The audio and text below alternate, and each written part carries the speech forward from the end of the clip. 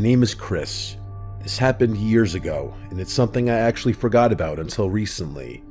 I was 17 that summer, working nights at a pizza place on the outskirts of my childhood hometown.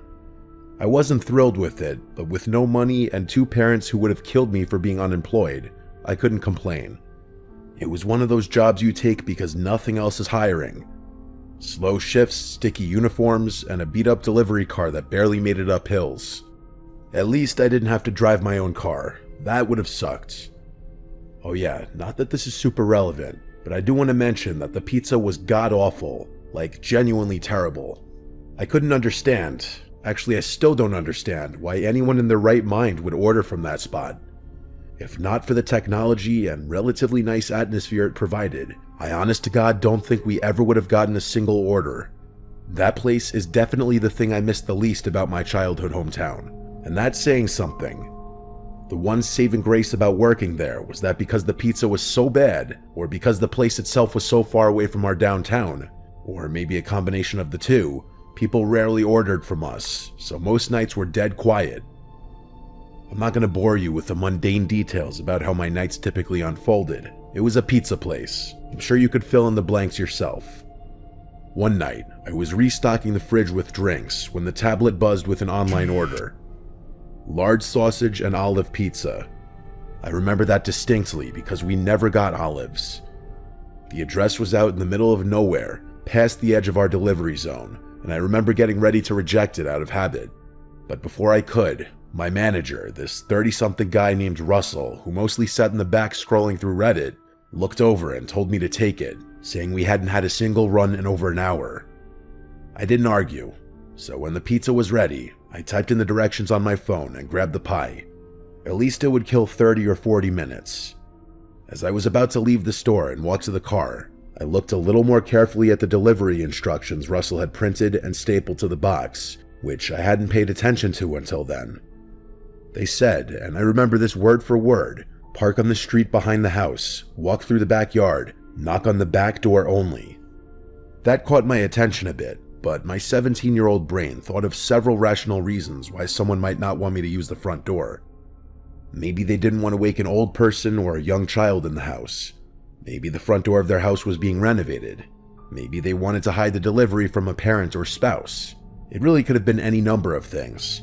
Plus, all I could think about was how slow the night was, and how much longer it was going to feel if I sat around folding boxes.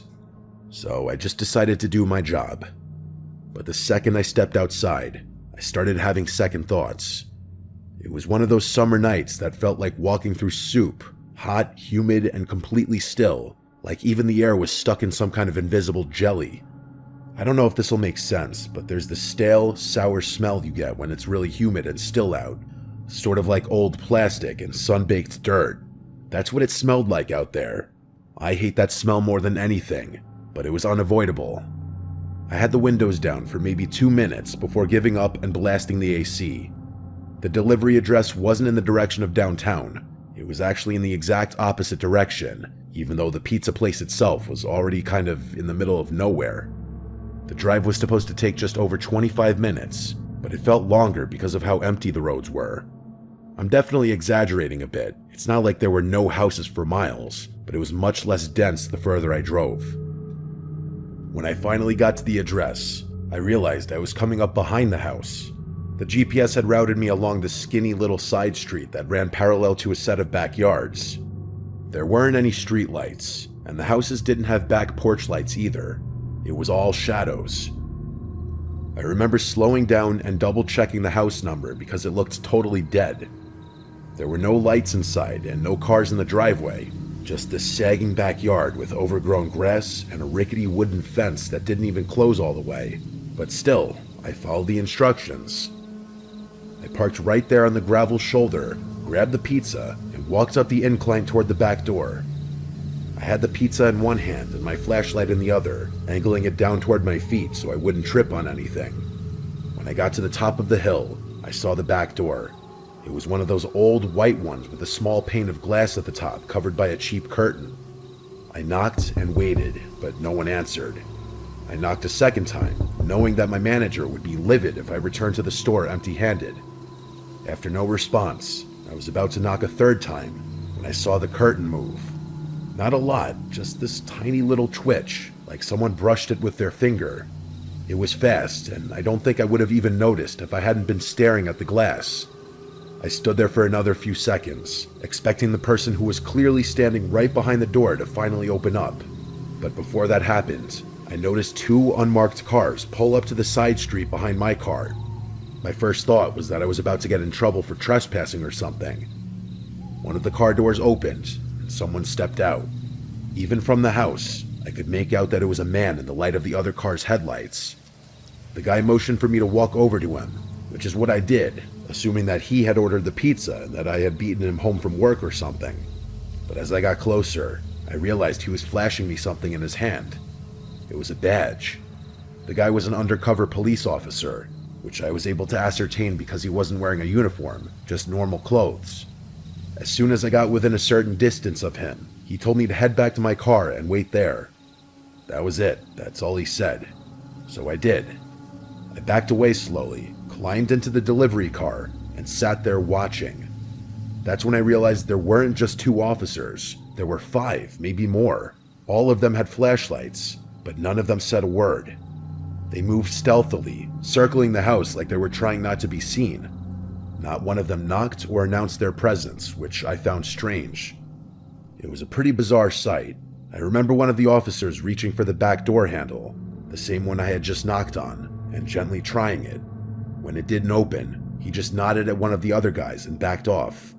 It felt like I was watching something I wasn't supposed to see, and I guess I was. Eventually, the first officer came back to my car and crouched beside the window. I rolled it down, and he looked over the pizza box on the passenger seat and let out this short sigh. He was relatively vague with what he told me, but he didn't seem like a tool, just that he was trying not to say too much. Basically, he said that there was an ongoing investigation involving that property, and that he, along with the rest of the officers, were staking it out. He apologized for taking so long to intervene, and told me that I had pulled up the exact time they were repositioning their vehicles. I asked if he wanted to see the delivery order, and he nodded. I pulled it up on the delivery app, but I could tell it was useless. There was an associated phone number with the order, along with the delivery address and the first name, Jerry, but it didn't seem particularly helpful. The officer read it, took the number down, then told me to leave immediately. I expressed my frustration to him, saying that my boss was going to kill me for returning with the pizza, and the guy just shrugged his shoulders. Then he repeated his instruction for me to leave, and started walking away from the car. I was pissed, but there was nothing I could do, so I drove off. It took me the entire ride back for the whole thing to sink in. I didn't really grasp the gravity of the situation until stepping out of the car. If the police hadn't intervened when they did, something awful could have happened. I don't even know what. The more I thought about it, the more I realized that the threat of the police was probably the only reason the person didn't open the door to accept the pizza. But why would someone order a pizza if they were being staked out? Maybe the person inside the house didn't know they were being watched. Or maybe they did, and I was part of some test run. Like maybe I was the bait to see if the cops were watching that side of the house. Or if they left. The curtain moving, the silence, the timing, I don't know. What I do know is that I will never get an explanation for what happened, and thinking back to this incident is mostly a waste of time. I probably would have forgotten all about this if one of my high school friends hadn't brought it up the other week. I didn't even remember it at first. It's probably best I forget about it again, but I figured I'd share it here before that happens.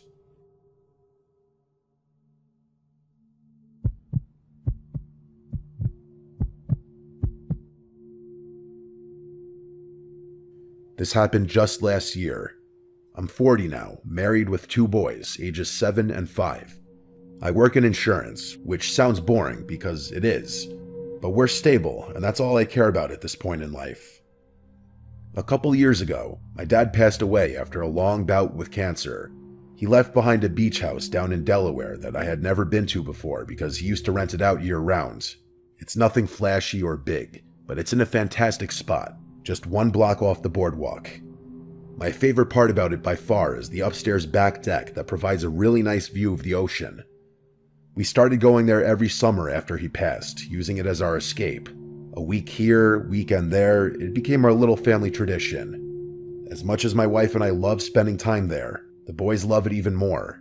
They'll spend hours on end playing on the beach, riding bikes, and exploring the town.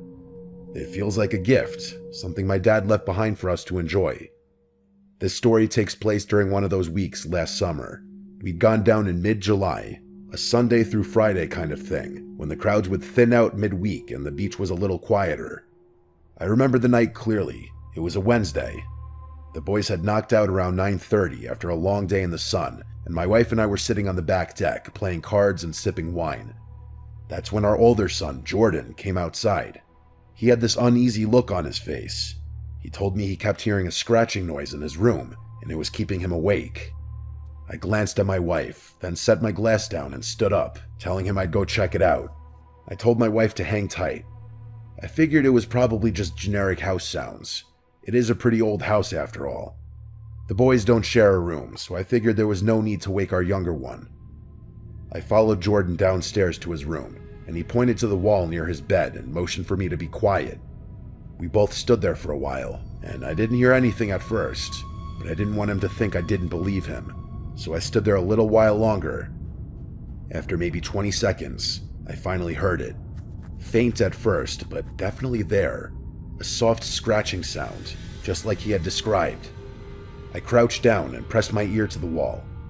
It didn't sound like an animal up in the rafters or anything. It sounded like it was coming from inside the wall, lower down and closer to the baseboards. That's when I heard it. Breathing. Not an animal, definitely not. It was deep, slow, human breathing. I flinched back and let out a sharp "Jesus Christ," without even meaning to. And then, I'm not kidding about this, I heard the most guttural and angry scream I've ever heard ring out from somewhere inside the wall. It caught me so off guard that I yelled out again, a feeling of existential dread hitting me right in the face. I grabbed Jordan by the arm and yanked him out of the room. We ran down the hall to get my younger son, Scott, who was still sound asleep. I didn't even give him a chance to open his eyes. I just scooped him up in my arms and ran. I needed to get back upstairs to the deck where my wife was. That was the only other thing on my mind at that point. As we reached the base of the stairs, I yelled for her, and then I heard another scream come from somewhere behind me, only much closer this time. I turned around and saw a man, covered in filth, charging down the hallway straight at us. I nearly tripped trying to get up the stairs with both my sons, but we made it upstairs and onto the deck just in time. Not 2 seconds after I slammed the sliding door shut, the guy hit the glass full force. I genuinely thought it would shatter. He started clawing at the door like an animal, shrieking and pounding, all the while yelling things I can't bring myself to repeat. I threw my body against the door and yelled at my wife to grab the kids and call the police. She grabbed them and covered their ears, pulling them back from the scene. I kept my eyes on his, trying to block the view of him from my family. He was wild, completely unhinged. His hands smeared something. Dirt, blood, I don't even know. He smeared it across the glass as he banged and tried to force the door open. I don't know how long I held it shut. A minute, 5, it felt like forever. He seemingly had unlimited energy, because it took all my strength to keep that door shut, and he didn't let up once. All I could think about was protecting my family. I was fully prepared to fight the guy if the glass broke, but before that happened, the police finally showed up. They must have come around the side, because within seconds, I saw 2 officers inside the house running at the guy who was still banging on the door. One of the officers tackled him from behind, and the other one helped restrain him. The rest of the night was a blur. After getting that guy out of my house and in the back of a police car, the officers asked me for my version of things, which I told them. Together, the 3 of us inspected the house to try and assess how that man had been inside the walls and how he had gotten out so quickly. Turns out, the house has a crawl space I didn't know about. There's an entrance underneath the back porch that you wouldn't know was there unless you were looking. From there, it leads into a standing crawl space that runs alongside the foundation and has a second access point through a loose panel in Jordan's closet. I had no idea it was there. I'd never done a full inspection of the house when I'd inherited it. Hell, I didn't even bother refinishing it. A few days later, I got more information from a detective who called to follow up. He told me the perpetrator admitted that he'd been staying in the crawlspace for months, that he had discovered the crawlspace entrance during the off-season, and was planning to harm my family that night for intruding on his, quote, new home. Apparently, the guy had been stealing food from both our house, which we somehow did notice, and our neighbor's trash bins. We didn't go back for the rest of the summer, not out of fear of something else happening, but out of trauma. I didn't want to bring my wife or kids back there for a while, and they didn't object. I hired a crew to seal off the crawl space completely, and once that was done, I was finally able to relax a little. We've been using the house again this summer, and I'm glad to say that things are back to normal, or at least as close to it as we're gonna get.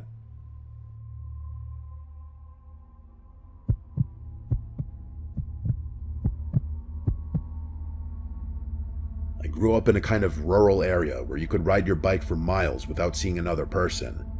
Like a lot of people, my favorite season was always summer. It still is actually, but it's been a while since I lived out in the country, so summer's lost a little bit of its charm.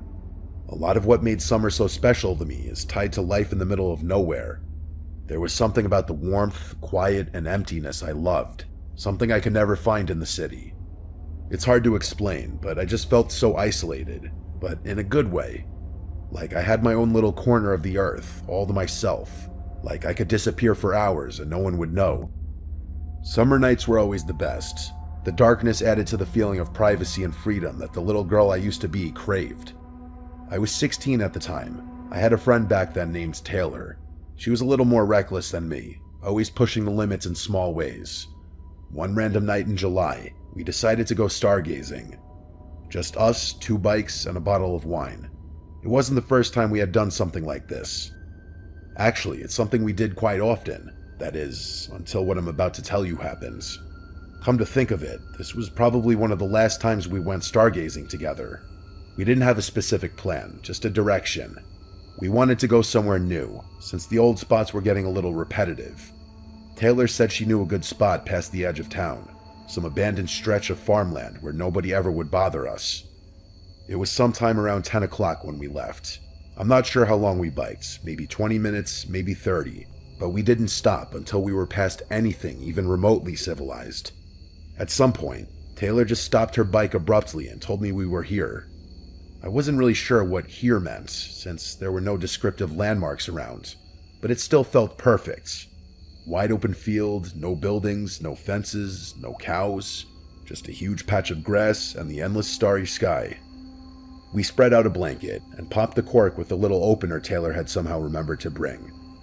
It was some cheap red wine that didn't taste all that good, but it did the job. We laid there for a while, passing the bottle back and forth, pointing out the few constellations we remembered by name. Our goal on nights like this was always the same: try and spot a shooting star. At one point, Taylor asked me if I thought we'd actually see one, and I told her probably not, but to keep looking anyway. They're not as uncommon out in the country where you can see so many stars, but you still have to pay attention. Shooting star or not though, we were having a great night. The wine was definitely doing its job, and I started feeling myself slipping into drunkenness. It was the kind of night that made you feel like time didn't exist, kind of like what I was talking about earlier. This isn't super relevant to the story, but it's one of the few things I remember about the night, so I'm going to quickly tell you anyway. There was a very brief moment that felt like a blip in the rhythm of the night. We were leaning back, and Taylor looked at me in this way that made me wonder if she wanted something more than friendship. Growing up, I always had that suspicion about her, but it was never motivated by anything more than curiosity. But that night, it felt a little stronger than I could recall it ever being. I didn't ask, didn't say anything. That kind of thing just wasn't talked about openly where we grew up. And besides, maybe I was just tipsy and reading too into things. Either way, it passed.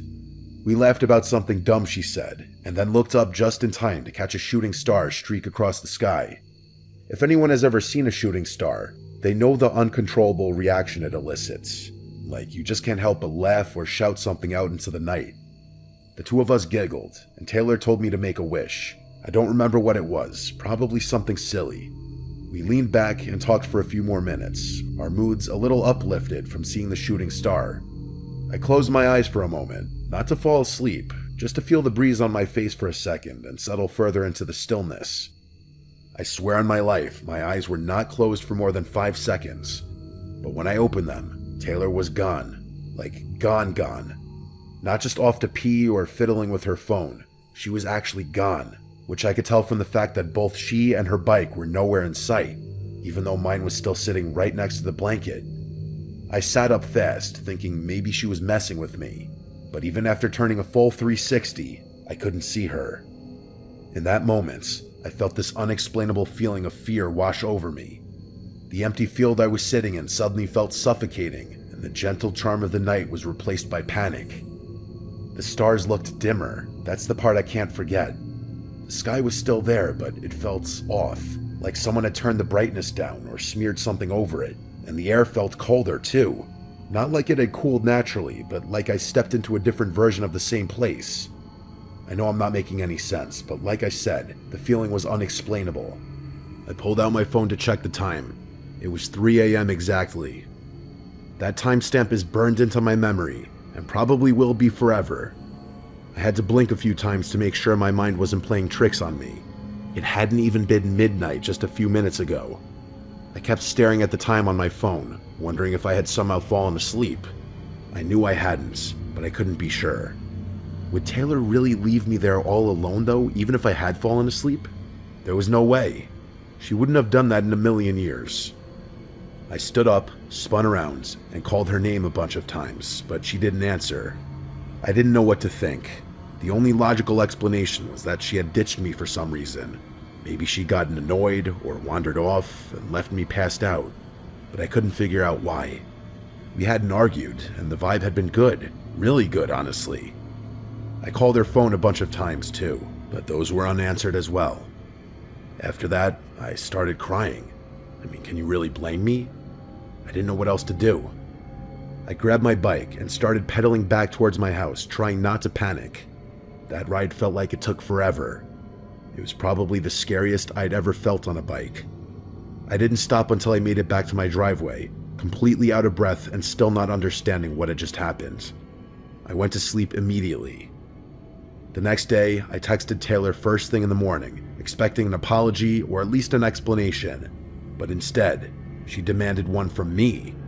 She asked me word for word, "Where the hell did you go last night?" I told her what I remembered, how I'd woken up alone at 3 a.m. and assumed she'd left me, but then she hit me with the thing that made me send the story in. She said she was the one who had woken up alone at 3 a.m., and I was the one who was gone. She waited for me for over an hour, then biked home angry and confused, assuming I'd gotten annoyed and left her there.